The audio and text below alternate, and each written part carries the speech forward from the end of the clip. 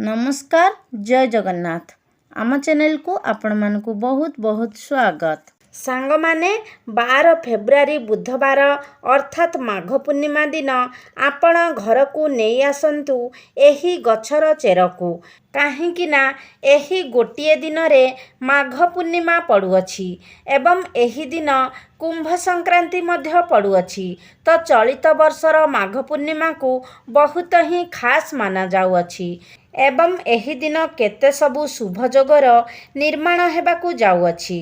महालक्ष्मी जोग, अमृत सिद्धि जोग एमिति पूरा 62 प्रकारर शुभ जोगर निर्माण हेबाकु जाउअछि। एमितिरे आपण घर को नहीं आसंतु एही गछर चेरकु पूरा वर्ष केबे भी धन और अर्णर कमी हेब नाही। मृत्युदंड पितृदोष सबुकिछि समाप्त होइजिब एवं समस्त ग्रह पीड़ा मध्य दूर होइजिब। भाग्य आपणकर चमकिबाकू लागिब। माँ लक्ष्मी आपणक पाखकू टाणी होई आसिबे। पूरा वर्ष आपणक पाखकू धन आसिब। आपणकर गरीबी समस्या दूर होइजिब। आपणकर समस्त दुख कष्ट अंत होइजिब। सांग माने सत्य जुगरु नेई कली जुग पर्यंत माघ पूर्णिमार विशेष महत्व रहिअछि। माघ पूर्णिमा दिन भगवान विष्णुंकर यथाविधि पूजार्चना करा जाइथाए। ता सहित माँ लक्ष्मी को भी पूजा करिबार मध्य विधि रहिअछि। पूर्णिमा दिन स्नान दान एवं ध्यान पाई बहुत ही शुभ दिन माना जाइथाए। एही दिन करा जाइथिबा जप तप अनंत गुणा फलदायी होइथाए। एथिपाई पूर्णिमा दिन जदि किछि खास उपाय को करा जाए आपनकु बहुत शीघ्र ही शुभ फलर प्राप्ति होइथाए। तेबे सांग माने भिडियोटी रे आगको बढ़िबा पूर्वरु भिडियोटी को लाइक करी चैनल को सब्सक्राइब करि दियंतु एवं कमेंट बॉक्स रे श्रद्धा और भक्तिर सहित जय माँ लक्ष्मी निश्चय लिखंतु। तेबे सांग माने एही गछटीर ना हेउछि अपमार्ग गछ। एही गछटी को आपण माने अनेक स्थान रे देखिथिबे एवं देखिला परे साधारण गछ भाबी अणदेखा मध्य करि देइथिबे किंबा एही गछटी आपणक घर पाखरे किंबा आपणक बगीचारे मध्य निश्चय उठिथिबो एवं आपण एहाकू अनाबना गछ भाबी उपाड़िकी फोपाड़ी मध्य देइथिबे। मात्र वर्तमान ठारू आपण माने सावधान होई जांतु। एही भिडियोटी को देखि सारिबा परे आपण एपरी भूल आउ कदापि भी करिवे नाही। हाँ सांग माने आपण माने जदि एही गछटीर चमत्कारी गुण आयुर्वेदिक गुण एवं तांत्रिक गुण विषय रे जानि नियंती तेबे आपण एही गछटी को केबे भी ओपाड़िकी फोपाड़ीबार भूल करिवे नाही। कौन आपण माने जानती जे एही वृक्षरे भगवान विष्णु भगवान महादेव एवं शनिदेवंकर वास होइथाए एवं एही गछर मूलरे माता गंगांकर मध्य आशीर्वाद रही थाए। एही वृक्षर मूलरे माता गंगा वास करिथांती। सांग माने जदि आपणक जीवन रे दरिद्रता लागी रहुछि एवं आपण सबु समस्या रे चिंताग्रस्त होई रहुचंती तेबे एही वृक्षटी आपणकर से सबु समस्यार समाधान करि देई पारिबो। एही वृक्षटी आपणक जीवन को धन आसीबार बाट को खोली देई पारिबो।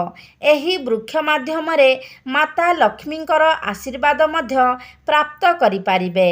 एही वृक्षर प्रयोग द्वारा आपणंकु आपणंक भाग्यर साथ मिलिबो। आपणंक कुंडली रे ग्रह नक्षत्र माने आपणंकर साथ देबाकू लागिबे। कारण आमर हिंदू पुराण अनुसार जदि आपण आपणंक जीवन रे सफलता पाइबा पई चाहुचंती एवं सफल व्यक्ति भावरे परिचित हेबा पई चाहुचंती तेबे आपणंक जातक रे नवग्रह आपणंकु साथ देबार अछि। जदि नवग्रह आपणंकु आपणंक जातक रे साथ दियंती तेबे आपण आपणंक जीवन रे प्रत्येक क्षेत्र रे सफलता लाभ करि पारिबे।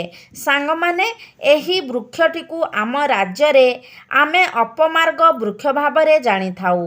अन्य राज्य रे एही वृक्षटीर अलग अलग नाम रहिछि। परंतु आमे एही वृक्षटिକୁ अपमार्ग नामरे जानिथाउ।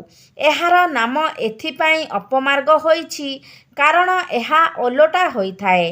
संस्कृतरे अपमार्गर अर्थ हेउछि ओलोटा चलिबा। कारण एही वृक्षर सबुठारु विशेष कथा हेउछि एही वृक्षर मंजी ओलोटा होइथाए। कारण प्रत्येक वृक्षरे देखिथिबे साधारणतः प्रत्येक फूल गछरे देखिथिबे सेमानंकर जेउ मंजी थाए ताहा सामना पटकू रही थाए, मात्र एही वृक्षरे तार मंजी गुड़िक ओलोटा होई रही थाए।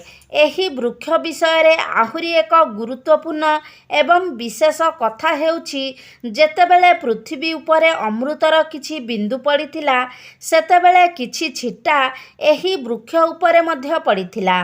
एहा एकमात्र गोटिए वृक्ष अटे जहा उपरे अमृतर किछि बुंदा पड़िथिला। तेबे सांगमाने एही वृक्ष को नेई प्रथम उपायटी हेउछि आपण कौन जानती जे एही वृक्ष दुई प्रकारर होइथाए। गोटिए श्वेत अपमार्ग एवं आउ गोटिए लाल रंगर अपमार्ग। आपणଙ୍କୁ लाल रंगर अपमार्ग नहीं आसीबार अछि एवं सेथिरे दांत घसीबार अछि।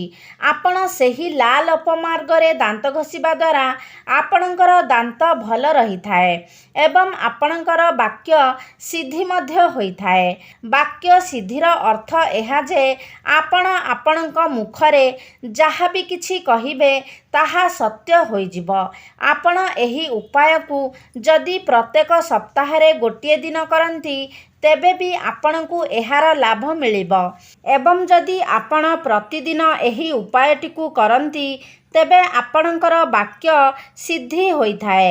एहा व्यतीत आपण अपमार्गर चेरକୁ पूर्णिमा तिथि रे सकाळु सकाळु एहार चेरକୁ आपणଙ୍କୁ पंच उपचार करी पूजा करिबार अछि एवं मंत्र द्वारा एहाकू अभिमंत्रित करी आपणଙ୍କୁ एहाकू निज हातरे बांधि नेबार अछि। एही उपाय को आपणाइबा द्वारा आपणक जीवन रे जेते भी बड़ समस्या थाउ ताहा गोटिए क्षणरे ही समाप्त होई जाइथाए। एही चेर आपणଙ୍କୁ आपणक जीवनर समस्त समस्या ठारू रक्षा करिथाए। तेबे एहाकू अभिमंत्रित करिबार मंत्रटी हेउछि महामृत्युंजय मंत्र। मंत्रटी हेउछि ओम त्रयंबकम यजामहे सुगंधिम पुष्टिवर्धनम उर्वारुकमिव बंधनान् मृत्युर्मुखीय मामृतात्। एही मंत्र को जप करिबा समय रे आपण निज मन मध्यरे प्रभु महादेव को ध्यान करिबा उचित। एहा थिला लाल अपमार्गर उपाय। एबे आसंतु जानिबा श्वेत अपमार्गर उपाय विषय रे। तेबे एही श्वेत अपमार्ग को आपणଙ୍କୁ गृहरे लगाई ताकू सठिक जगारे रखिबा उचित। एपरी करिबा द्वारा आपणଙ୍କ गृहरे सुख समृद्धि आसीथाए। एहा छड़ा जेउ माने निसंतान अछंती सेमानଙ୍କୁ संतान सुख मध्य प्राप्ति होइथाए। आपण एही श्वेत अपमार्ग को जलाई एहार भस्म रे आपण जदि गाई घिअरे एहार भस्म को मिसाई सेवन करंती तेबे आपणଙ୍କୁ संतान प्राप्ति होइथाए। एही उपायटी को करिबा पूर्वरु आपण निज मन मध्यरे महादेवଙ୍କୁ आराधना करंतु। एहा सहित माता लक्ष्मी को मध्य स्मरण करंतु। गर्भवती महिला मानक पई श्वेत अपमार्गर आउ गोटिए उपाय हेउछि आपण रविवार दिन पुष्या नक्षत्र रे श्वेत अपमार्गर चेरକୁ नेई आसंतु एवं एही चेरକୁ सेही गर्भवती महिलांकर अंटारे बांधी दियंतु। एही उपाय को करिबा द्वारा तांक जीवन रे पिलाटी जन्म हेबा पर्यंत जेउ कष्ट आसीब सेही कष्ट को एही चेर हरण करिनेब। से समस्त समस्यारू मुक्त होई पिलाटी को भलरे जन्म देबे। आपण जदि धन प्राप्ति करिबा पई चाहुथांती तेबे आपणक पई एही उपायटी आपण निजर पूजा घरे धूप लगाई एही गछ को चेर सहित उपाड़ी आनी सेही ठारे रखंतु एवं ଆପଣ ନିଜ ମନରେ ମାତା ଲକ୍ଷ୍ମୀଙ୍କୁ ସ୍ମରଣ କରି ମାତା ଲକ୍ଷ୍ମୀଙ୍କୁ ଆରାଧନା କରି ସେହି ଚେରଟିକୁ ପୂଜା କରନ୍ତୁ। ଆପଣ ପୂଜା କରିବା ସମୟରେ ଆପଣ ନିଜର ସବୁ ଭୁଲ ଗୁଡ଼ିକୁ ମା ଲକ୍ଷ୍ମୀଙ୍କ ଆଗରେ ସ୍ୱୀକାର କରନ୍ତୁ ଏବଂ ଭଗବାନଙ୍କୁ କୁହନ୍ତୁ ଯେ ହେ ମା, ମୁଁ ନିର୍ବୋଧ ବାଳକଟିଏ। ଜାଣତରେ ଅଥବା ଅଜାଣତରେ ମୋ ଦ୍ୱାରା କିଛି ଭୁଲ ହୋଇଯାଇଛି। ଆପଣ ମା ହୋଇ ମୋର ସେହି ସବୁ ଦୋଷଗୁଡ଼ିକୁ କ୍ଷମା କରିଦିଅନ୍ତୁ। ମା, ମୋତେ ପାରି କରନ୍ତୁ। ମୁଁ ଚେଷ୍ଟା କରିବି ଆଗକୁ ଏପରି ଭୁଲ ପୁନର୍ବାର ନ କରିବା ପାଇଁ। ଆଜି ପରଠାରୁ ମୁଁ ମୋ ଜୀବନରେ ସର୍ବଦା ଭଲ କର୍ମ କରିବା ପାଇଁ ଚେଷ୍ଟା କରିବି। ଏହାପରେ ଆପଣ ଈଶ୍ୱରଙ୍କୁ ପ୍ରାର୍ଥନା କରନ୍ତୁ ଯେ ହେ ମା ଲକ୍ଷ୍ମୀ, ମୋ ଜୀବନରେ ଯେତେ ବି ଦୁଃଖ କଷ୍ଟ ଅଛି, ମୋ ଜୀବନରେ ଅର୍ଥଜନିତ ଯେତେ ବି ସମସ୍ୟା ଅଛି, କୃପା କରି ସେ ସବୁକୁ ମୋ ଜୀବନରୁ ଦୂର କରିଦିଅନ୍ତୁ ଏବଂ ଆପଣ ଆପଣଙ୍କର କୃପା ମୋ ଉପରେ ସର୍ବଦା ରଖିଥାନ୍ତୁ। ଏହାପରେ ଆପଣ ଯେଉଁ ଚେରକୁ ସେଠାରେ ପୂଜା କରିଛନ୍ତି, ସେହି ଚେରରୁ ଛୋଟ ଖଣ୍ଡେ କାଟି ନେଇ ଆପଣ ଯେଉଁଠାରେ ପଇସା ରଖୁଛନ୍ତି ସେହି ସ୍ଥାନରେ ରଖନ୍ତୁ। ଏହା ଆପଣଙ୍କର ଲକ୍ଷ୍ମୀ ପ୍ରାପ୍ତିର ଉପାୟ ଏବଂ ଏଥିପାଇଁ ଆପଣ ଚେଷ୍ଟା କରନ୍ତୁ ଯେ ଲାଲ ରଙ୍ଗର ଅପମାର୍ଗ ନେବା ପାଇଁ ଏବଂ ସେହିଦିନ ପରଠାରୁ ଆପଣ ପ୍ରତିଦିନ ସକାଳେ ପିମ୍ପୁଡ଼ିମାନଙ୍କୁ କିଛି ନା କିଛି ଖାଇବାକୁ ଦିଅନ୍ତୁ। ଯଦି ଆପଣଙ୍କ କୁଣ୍ଡଳୀରେ ଶନିଗ୍ରହ ଜନିତ ପୀଡ଼ା ଥାଏ, ଆପଣଙ୍କୁ ଶନିଙ୍କ ପାଇଁ ପୀଡ଼ା ଭୋଗ କରିବାକୁ ପଡ଼ୁଥାଏ, ତେବେ ପ୍ରତି ଶନିବାର ଦିନ ଆପଣ ପିମ୍ପୁଡ଼ିକୁ ଏବଂ ମାଛକୁ କିଛି ଖାଦ୍ୟ ଖାଇବାକୁ ଦିଅନ୍ତୁ। ଯଦି ଆପଣଙ୍କର ଦାମ୍ପତ୍ୟ ଜୀବନରେ କିଛି ମତଭେଦ ରହିଛି ଏବଂ ସମ୍ପର୍କ ଭଲ ନାହିଁ, ତେବେ ସ୍ୱାମୀ ସ୍ତ୍ରୀ ଏକା ସାଙ୍ଗରେ ଅଟା ଚକଟି ସେଥିରେ ରୁଟି ତିଆରି କରି ସ୍ୱାମୀଙ୍କ ହାତରେ ସେହି ରୁଟି ଉପରେ ଗୁଡ଼ ଲଗାଇ ଗାଈକୁ ଖାଇବାକୁ ଦିଅନ୍ତୁ। ସେହି ରୁଟିରେ କିଛି ଘିଅ ମଧ୍ୟ ଲଗାଇ ଦେବେ। ଆପଣ ଯେତେବେଳେ ଗାଈକୁ ସେହି ରୁଟି ଖାଇବାକୁ ଦେବେ, ସେତେବେଳେ ଗାଈକୁ ପ୍ରଣାମ କରି ତାଙ୍କଠାରୁ ଆଶୀର୍ବାଦ ମାଗିବେ ଯେ ହେ ଗୋମାତା, ଆମ ଜୀବନରେ ଯେତେ ବି ଦୁଃଖ କଷ୍ଟ, ମତାନ୍ତର ମତଭେଦ ଚାଲିଛି, ସେ ସବୁକୁ ହରଣ କରିନିଅନ୍ତୁ। ଆମକୁ ଯେମିତି ସୁଖ ଶାନ୍ତିର ପ୍ରାପ୍ତ ହେଉ। ତେବେ ଏହା ଥିଲା ଅପମାର୍ଗ ବୃକ୍ଷକୁ ନେଇ କିଛି ବିଶେଷ ଉପାୟ, ଯାହାଦ୍ୱାରା ଆପଣ ଆପଣଙ୍କର ଅନେକ ସମସ୍ୟାର ସମାଧାନ କରିପାରିବେ। ତେବେ ସାଙ୍ଗମାନେ, ଆଶା କରୁଛି ଆଜିର ଭିଡ଼ିଓଟି ଆପଣମାନଙ୍କୁ ନିଶ୍ଚିତ ଭାବରେ ଭଲ ଲାଗିଥିବ। ଯଦି ଭଲ ଲାଗିଛି ତାହେଲେ ଲାଇକ୍ କରନ୍ତୁ, ସେୟାର କରନ୍ତୁ। ଆମ ଚ୍ୟାନେଲକୁ ଯଦି ସବସ୍କ୍ରାଇବ୍ କରିନାହାନ୍ତି ତାହେଲେ ସବସ୍କ୍ରାଇବ୍ କରିଦିଅନ୍ତୁ। ସର୍ବେ ଭବନ୍ତୁ ସୁଖିନଃ। ଧନ୍ୟବାଦ।